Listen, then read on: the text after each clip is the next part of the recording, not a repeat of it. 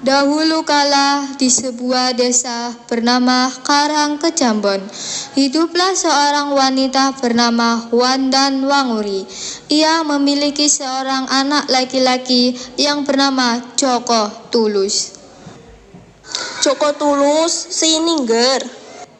Iya Bu, ada apa? Tolong bantu ibu mengangkat kayu-kayu ini.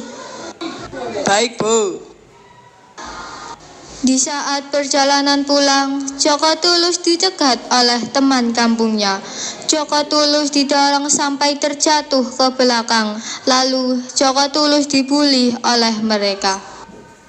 Hei, dasar anak gak punya bapak. Ya, kasihan anak gak ada bapak. Ya, yatim ya. Hei, lihat ada anak kecil hitam tuh. Iya, dia nggak punya bapak. Kasihan banget dia. Rakyat betapa puasnya membuli Joko Tulus. Rakyat langsung pergi meninggalkan Joko Tulus. Joko Tulus sangat sedih. Joko Tulus tumbuh menjadi anak yang kuat, tetapi keadaan tak berpihak kepadanya, sehingga membuat Joko Tulus bersumpah akan membalas perbuatan mereka. Saya bersumpah akan membalas semua perbuatan-perbuatan mereka yang selama ini mengejek saya, gak punya ayah dan membuli saya. Karena Joko Tulus sangat kesal, Joko Tulus menjatuhkan hasil memancing ikan milik rakyat. Lalu Joko Tulus lari sambil tertawa. Ia dikejar oleh rakyat yang memancing ikan.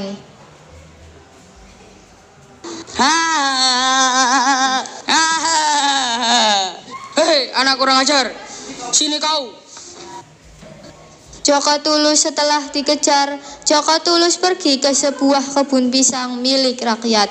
Joko Tulus kemudian mengacau, merobohkannya hingga pemilik kebun pisang itu marah-marah. Hei, itu pisang-pisangku, jangan dimakan, dasar anak nakal. Ketika dewasa, Joko Tulus memberi pelajaran kepada semua orang yang dulu pernah membuli dan mengejek.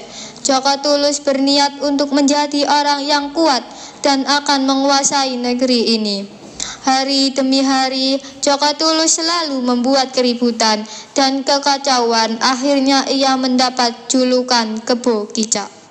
Rasakan itu, itulah pembalasan dari saya untuk orang yang selama ini mengejek saya gak punya ayah. Ampun, Kebo Kicak, ampun. Kebo Kicak merasa tidak ada lagi orang yang mampu mengalahkannya. Kebo Kicak memutuskan untuk mencari keberadaan sang ayah. Di tengah perjalanannya, langkah Kebo Kicak terhenti. Dia melihat sebuah padepokan yang bernama Sumoyono di daerah Banyuwarang.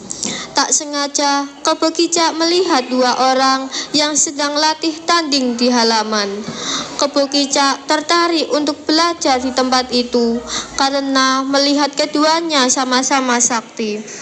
Ketika pertarungan selesai, Kebo Kicak mendekat dan memperkenalkan diri kepada pemilik padepokan. Kemudian Kebo Kicak menyampaikan tujuannya. Perkenalkan, saya Joko Tulus, biasa dipanggil Kebo Kicak. Saya tertarik sama pertarungan tadi. Tujuan saya ingin belajar latih di sini. Baik, saya menerima siapa saja yang mau belajar di sini. Tapi ingat, ilmu yang akan saya ajarkan agar digunakan untuk hal kebajikan.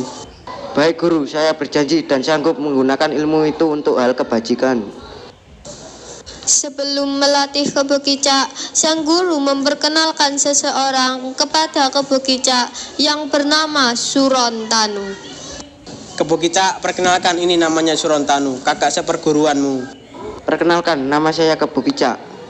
Saya Surontanu, kakak seperguruanmu. Mohon bimbingannya. Berjalannya waktu, Kebo Kicak belajar ilmu kanuragan dengan tekun bersama Surontanu. Sang guru merasa Kebo Kicak sudah menguasai ilmu yang diajarkan sang guru. Sang guru menyuruh Kebo Kicak untuk tanding dengan Surontanu. Baiklah, saya rasa sudah cukup, Kebo Kicak. Saya menyuruh kamu untuk tanding, tapi saya tidak menentukan mana yang menang, mana yang kalah.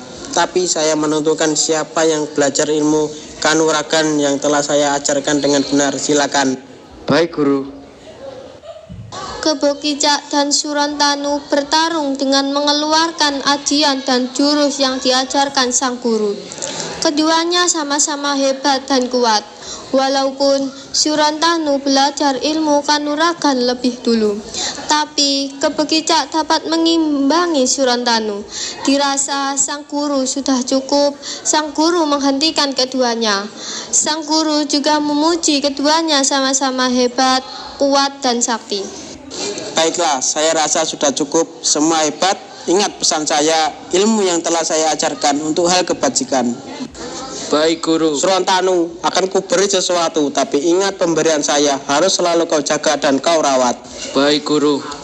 Surantanu pun senang atas pemberian itu.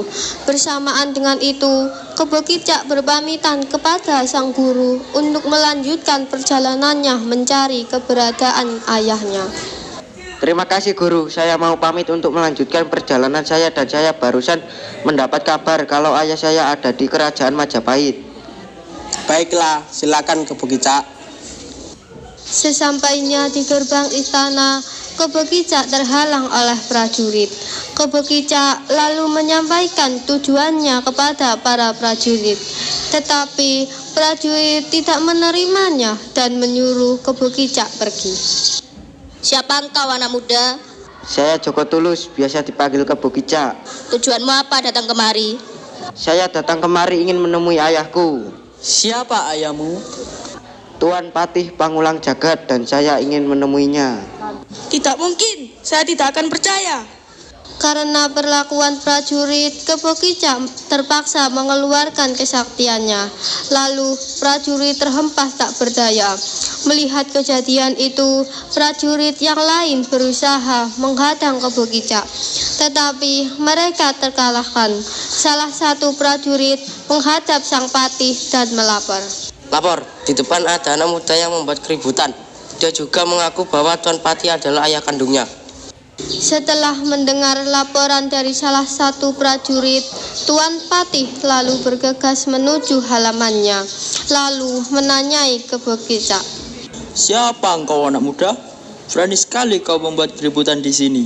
Maafkan aku, Tuan Patih, saya tidak ada sedikit pun membuat keributan di sini. Tetapi karena ulah prajurit-prajurit yang telah meremehkan saya. Perkenalkan, saya Kebo Kicak. Tujuanmu apa datang kemari? Saya datang kemari ingin menemui ayah kandung saya. Siapa ayahmu? Anda, Tuan Patih. Kau mengaku sebagai anakku. Sebagai bukti, pergilah ke Sungai Brantas. Ada apa, Tuan Patih, ke sana?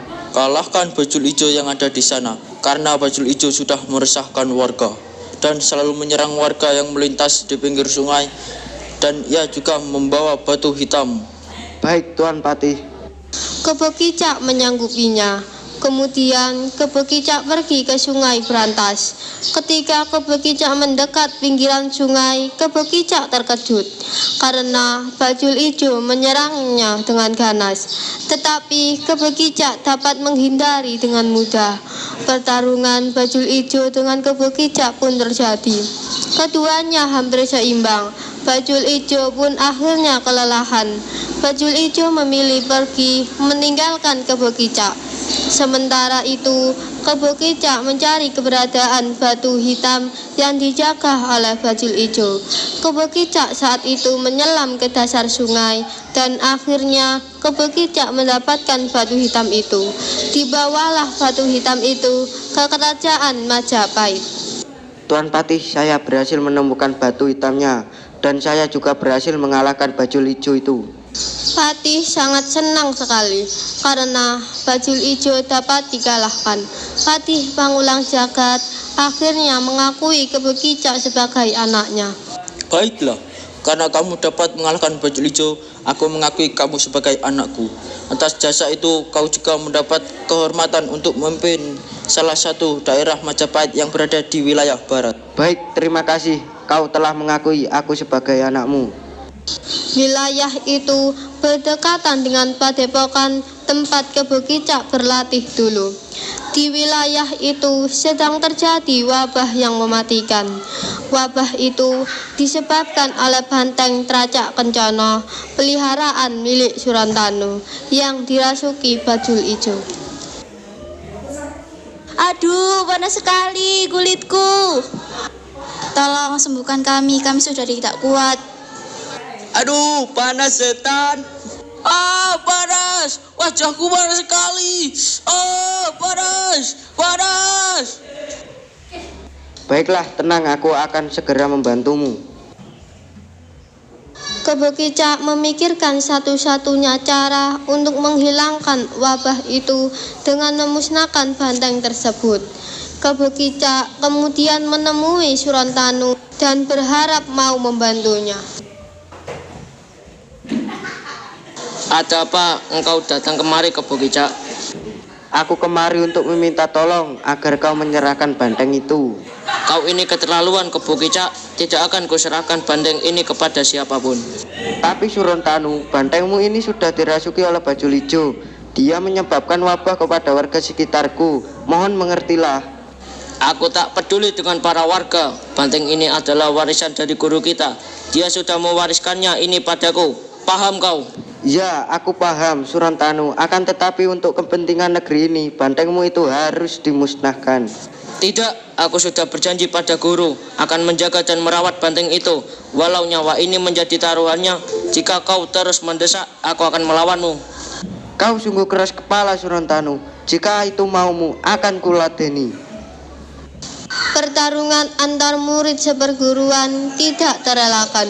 Keduanya bertarung dengan sengit. Mereka berdua saling beradu ilmu kanuragan. Pertarungan keduanya sampai beberapa waktu dan tidak ada yang mau mengalah akibat pertarungan mereka. Muncullah aura merah yang menyelimuti tempat tersebut.